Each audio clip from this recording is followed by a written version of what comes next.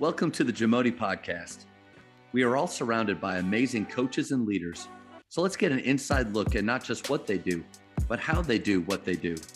After all, becoming the best versions of ourselves is Jamodi, just a matter of doing it.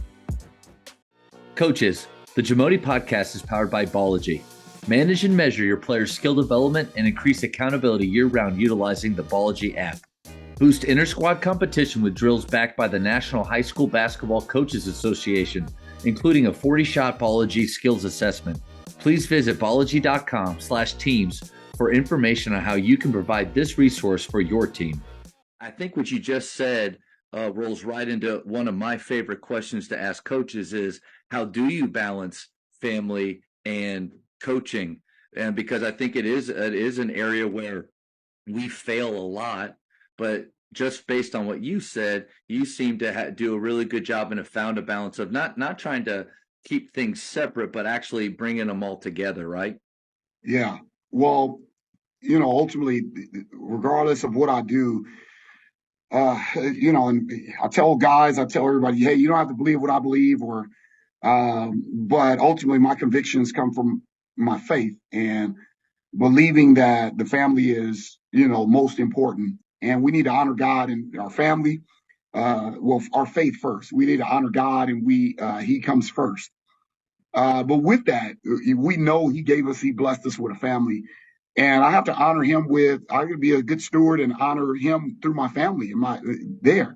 And then after that, I have to honor him in my career. And so everything I feel like has to get 100%. And explaining that to my family, and I think my family watches me and they say, man, look at him giving 100% into these young men. Look at him giving 100% into his coaching and in his career.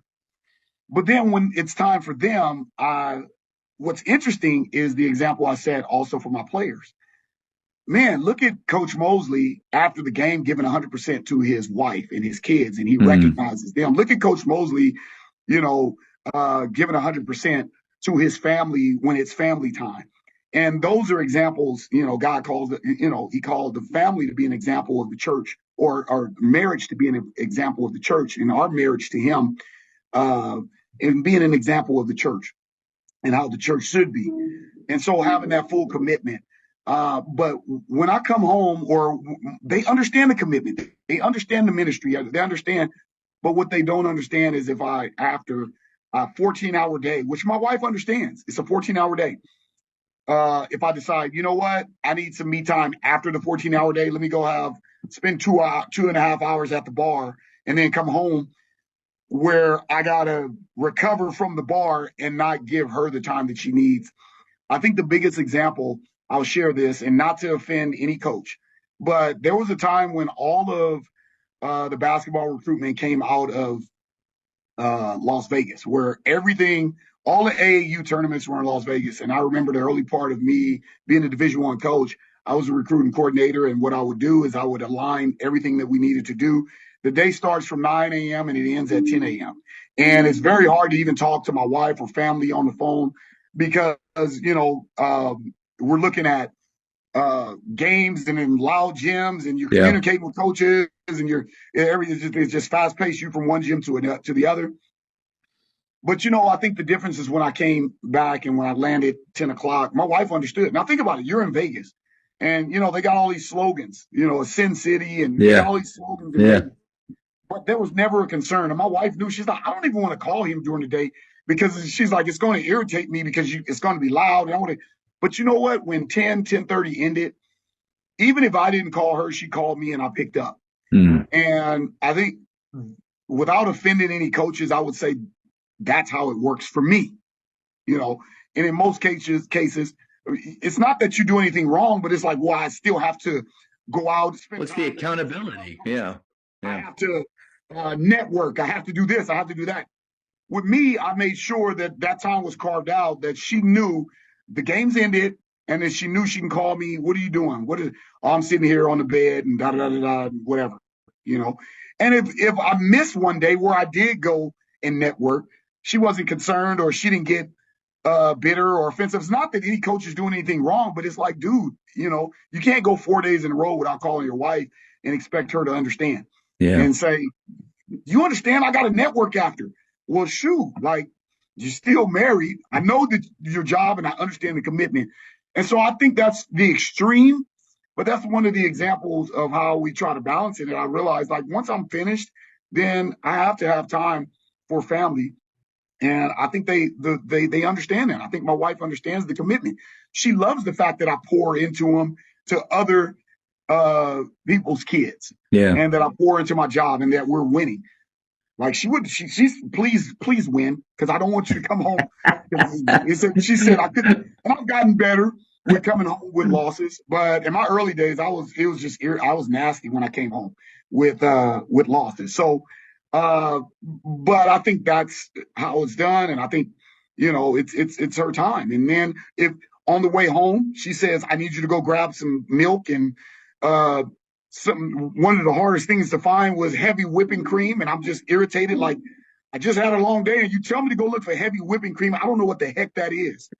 Like, and you want me to go pick up something. I want to just come home, but you got to do it. And you know what? I think it's on purpose. Like, I want to. Does he love me? Go pick up some heavy whipping cream. It's a test. It's a test for sure, Coach. Go pick up the organic head of lettuce, and next to it is the something, something, something. And I'm like, let me do it because that's just testing to see if I'm still committed to the family. And those are the sacrifices you make for family. And my daughter, just yesterday, I literally wanted to sit on the couch and digress and just take a sigh of relief. And she just came up and she leaned on the couch and said, Daddy, guess what? Dad, and whatever she said was pointless. But I had to stop and say, I was in a hoodie and I had my hoodie on and I was sitting on the couch like this. And I literally had to go like this, turn and look. I put my phone down and I really looked at her and I saw her face and it lit up because I was looking at her in the face. And I was like, why is watching Sports Center more important, or the end of, it was a great game, UCLA. And why is that more important than what my daughter is saying? And I got to remind myself, man, my daughter is 16. In 2 years, I'm a loser. I want her to know that she can always talk to me. So that's more important to me because, I want her to still know that she can come talk to me and I won't ignore her when she turns 23 and she has real life issues. Man, great reminders. I mean, I'm thinking as a high school coach, you teach all day, you usually stay up here on a game night. Wife comes or family comes, 9:30 game's over. And then, you stay up and watch film till 11:30 or 12. And when by the time you go home, everybody's asleep. How important would it be to call your wife and just make sure she got home okay and have that conversation with her? That's a huge reminder. And then the example that you talked about setting for your players, one of my favorite coaches, Manawata with PGC, says more is caught than taught. And so you can say all the right things, but they're watching everything that you do. So, man, Coach, not that you need my encouragement, but I think you're doing a great job of modeling that for your players. And thank you for that reminder for us as coaches to keep the main thing the main thing. Yeah, no, absolutely. I've realized long ago that, it's not as important anymore. What's most important is, like you said, the main thing, and that's the family. And if I can't take care of my home, then how am I going to take care of someone else? And we see pastors pastors with great intentions, man, they get in trouble with that because you're supposed to understand. I have to go pray for these families. The wife and children are saying, well, what about us? And I think we've gotten better, but in the past, I can remember when I was growing up, we used to talk about PK kids. The preacher's kids was always the worst kids. And I think, the pastor's kids was, crying out for attention. Yeah. While their dads were, saving other lives and saving or ministering to others. And the kids are crying out for attention. So I don't want to be that dad as well, where all these young men and people are getting prayed for and their lives are changing. And my children are like, well, what about us? Yeah. You'll like this. One coaching buddy of mine here in Dallas has a sign when he goes into his garage. There's a sign above the door, and it says, "Don't fail at the job that only you can do." I mean, that's it right there, right? Like we can't fail. We can't fail at home. We can't fail our families. And my son's 16, about to turn 17. So like what you're talking about with your daughter, we only have that little bit of time left. Thank you for checking out today's episode. Please take a moment to subscribe to this podcast, share it with your fellow coaches, and find us on social media for what's coming up next on the Jamodi podcast. It's just a matter of doing it.